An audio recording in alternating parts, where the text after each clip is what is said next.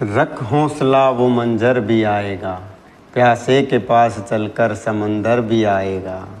थक कर ना बैठ ए मंजिल के मुसाफिर, एक दिन तुझे मंजिल भी मिलेगी और मिलने का मज़ा भी आएगा। आरवी नोट्स परिवार में आप सभी का स्वागत है। कैसे हो आप सभी?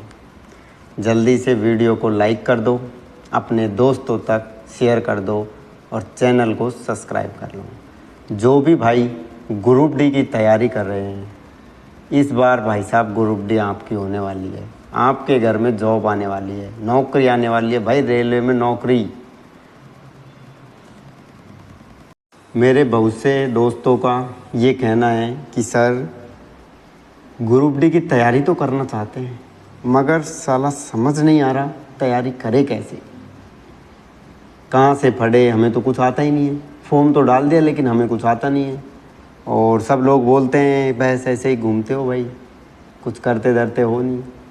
तो हम भी चाहते हैं कि हमारे घर में एक सरकारी नौकरी हो, कम से कम घर में एक सरकारी नौकरी तो हो। तो देखो भाई, आप हमसे जुड़ो, फिर हम आपको बताते रहेंगे। सबसे पहली बात बताता हूँ, जो भाई ग्रुप डी की तैयारी कर रहे हैं उनके लिए देखो, ग्रुप डी में मेनली 4 सब्जेक्ट आते हैं। पहला आता है मैथ, जो 25 नंबर की आती है। दूसरा है रीजनिंग 30 नंबर की। और चौथा आता है साइंस 25 नंबर की तीसरी। चौथी है करंट अफेयर, वो जिसमें करंट और जीके मिला के होती है पूरी 20 नंबर की। इसमें देखो, सबसे पहले आप रीजनिंग स्टार्ट करो। जो लोग जीरो से तैयारी कर रहे हैं ना, उनके लिए है। सबसे पहले आप रीजनिंग स्टार्ट करो। सबसे ज़्यादा रीजनिंग के ही नंबर है, 30 नंबर की रीजनिंग आती है। इसलिए आप सबसे पहले रीजनिंग के टॉपिक क्लियर करो। आसान भी है और आपको जल्दी से हो भी जाएगी। सपोज करो आप 30 नंबर की रीजनिंग में से 20 नंबर का कवर कर लो, 20 नंबर तक आप इजीली कर लोगे, ठीक है। पहले आप 30 में से 20 नंबर का इजीली रीजनिंग कवर कर लो, ठीक है। उसमें कुछ टॉपिक ऐसे हैं जो हार्ड हैं, नहीं होंगे, उनको एक बार के लिए रहने दो। बाकी बेसिक जो चीज़ें हैं रीजनिंग में वो आप कर लो। उसके बाद में आती है भाई साइंस। फिर आप साइंस को कवर करो। साइंस में सबसे पहले आप फिजिक्स करो, फिर आप केमिस्ट्री करो, उसके बाद आप बायोलॉजी करो। फिर बाकी की जो कंप्यूटर है, इन्वायरमेंट है, वो थोड़ा थोड़ा देख लेंगे, कर लेंगे। 25 नंबर में से आपके 20 नंबर साइंस में आएंगे। 15 प्लस तो आने ही चाहिए, बाकी 20 नंबर आपके अच्छे तैयारी करोगे तो आ जाएंगे, ठीक है। रही साइंस की बात। अब बचा हमारा मैथ। फिर जब आपकी रीजनिंग हो जाए, साइंस हो जाए, तब आपको मैथ करनी है। ये सिर्फ उन लोगों के लिए है जो जीरो लेवल से तैयारी कर रहे हैं। फिर मैथ बची, तो फिर मैथ में आप क्या करो, पहले सिंपल छोटे टॉपिक्स को क्लियर करो। उसके बाद धीरे धीरे हाई लेवल और जो आपको समझ नहीं आते हैं उनको करो। मेरा कहने का मतलब ये है कि पहले आप इजी टॉपिक्स को, चाहे वो मैथ हो, रीजनिंग हो, जीके हो, साइंस हो, उसमें कवर करो। सपोज करो जैसे 100 नंबर का एग्ज़ाम है अपना, ग्रुप डी का एग्ज़ाम 100 नंबर का होगा। 100 में से आप 40 नंबर, 45, 50 नंबर जो इजी होते हैं ना, उनको कवर करो, चारों सब्जेक्ट से मिला के। जब आपके नंबर 40 आ जाएं, 40 आने लग जाएं, 50 आने लग जाएं, उसके बाद आप उनको आगे बढ़ाना। फिर आप बढ़िया टॉपिक्स उनको करना। तो ये जो लोग जीरो लेवल से तैयारी कर रहे हैं ना, उनके लिए ये एक तरीका है करने का। क्योंकि अगर मान लो आपने पहले मैथ उठा ली, अब भाई साहब मैथ पढ़ने लगे, भेजा ही काम नहीं कर रहा, अब क्या करें? अब भेजा ही काम नहीं कर रहा, अब क्या करें? तो देखो, सबसे बढ़िया यही है ना कि जो इजी है उसी को करें। रीजनिंग उठा ले, रीजनिंग में 20 नंबर के तो इजी होते हैं, आप कर ही लोगे, बस उनको तो करो। फिर साइंस को उठाओ, साइंस में बस रटना ही तो है, तुमको करना क्या है, बढ़िया। चाहे आप रटो, चाहे आप समझो, चाहे कुछ भी करो, नंबर आने चाहिए, नौकरी लगनी चाहिए, चाहे आप कैसे भी करो। फिर मैथ है, मैथ में पहले इजी टॉपिक्स को करो, फिर हार्ड टॉपिक्स को करो। नहीं पहले ही हार्ड टॉपिक लेने बैठ गए बैठते माथा पकड़ के बैठ गए, अब क्या करें भाई, समझ तो कुछ आ ही नहीं रहा। तो ये समझने वाली बात है। उसके बाद आती है करंट अफेयर। देखो करंट अफेयर ना आपको कहीं से नहीं पढ़नी। करंट अफेयर के लिए आपको एक रामबाण तरीका बता रहा हूँ। कुमार गौरव सर की सुबह करंट अफेयर की क्लास आती है, ठीक है। आप सुबह रोज करंट अफेयर की क्लास ले लो, बस एक नियम बांध लो, सुबह करंट अफेयर की क्लास लेनी है, ठीक। उसके बाद में फिर जब उनकी वीकली करंट अफेयर संडे को आता है, फिर मंथली आता है, फिर ईयरली आता है।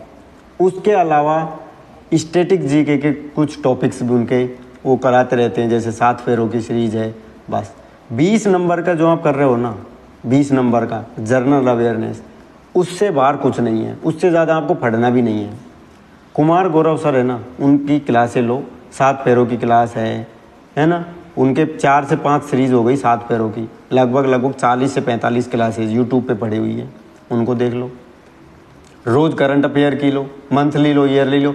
करंट अफेयर 20 में से भाई साहब 10-12 नंबर अगर आपके आ गए, 12-13 नंबर, तो बस हो गया काम। और क्या चाहिए, हो गया, इतनी ही तो चाहिए। साइंस का आपको बताता हूँ।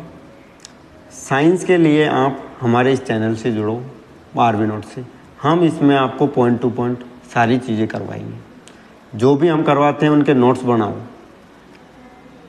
उसके अलावा मैं आपको बताता हूँ, अगर कोई भाई चाहता है कि भाई बुक चाहिए हमको, तो बिना बुक के तो हमारा भेजा ही काम नहीं करेगा।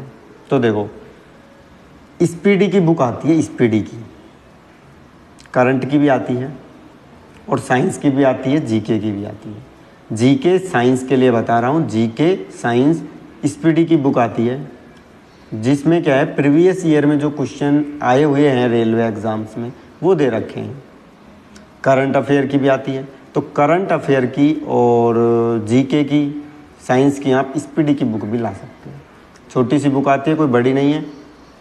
अगर आप उन क्वेश्चनों को रटना चाहो, समझना चाहो, तो आप ला सकते हो। बेहतरीन बुक है। इससे बढ़िया तो फिर आप अरिहंत वगैरह की हैं, बहुत सारी बुकें हैं। उससे बढ़िया है कि आप एक फिक्स कर लो स्पीडी के ला को, उसको पढ़ लो, और हमारे चैनल पे जो आपको कराया जाता है उनको कर लो। इसमें एक महत्वपूर्ण बात बताता हूँ, आप कितना भी पढ़ लो, पढ़ने के बाद में निचोड़ ज़रूरी है ना, हमने कितना पढ़ा है। तो उसके लिए आप ना टेक्स्ट बुक पास ज्वाइन कर लो। जिन्होंने टेक्स्ट बुक का पास ले रखा है ना, वो तो बढ़िया है। जिन्होंने नहीं ले रखा वो ले लो। अगर आपको ग्रुप डी की नौकरी चाहिए ना भाई, तो ग्रुप डी के लिए तो आपको टेक्स्ट बुक लेना पड़ेगा। टेक्स्ट बुक लेने के बाद आप क्या करो, जैसे कोई भी सब्जेक्ट है, चाहे मैथ हो, रीजनिंग हो, जीके हो, साइंस हो, आप एक चैप्टर पढ़ लिया आपने कोई भी। जैसे रीजनिंग में कोडिंग डिकोडिंग आपने पढ़ लिया। अब पढ़ लिया, क्वेश्चन कर लिए, प्रैक्टिस कर ली, लेकिन अब हम समझ नहीं आ रहा कि अब हमने जो पढ़ा है एक्चुअल में हमारे कितने घुसा है, हम कुछ क्वेश्चन कर पाएंगे कि नहीं कर पाएंगे। तो देखो उसके लिए है कि आप टेक्स्ट बुक पे ग्रुप डी में, एनटीपीसी में सेक्शन टेस्ट दे रखे हैं, उनमें जाइए। सेक्शन टेस्ट दे रखे हैं, चैप्टर टेस्ट दे रखे हैं, तो वहाँ जाके जो चैप्टर टेस्ट है ना उनको दो।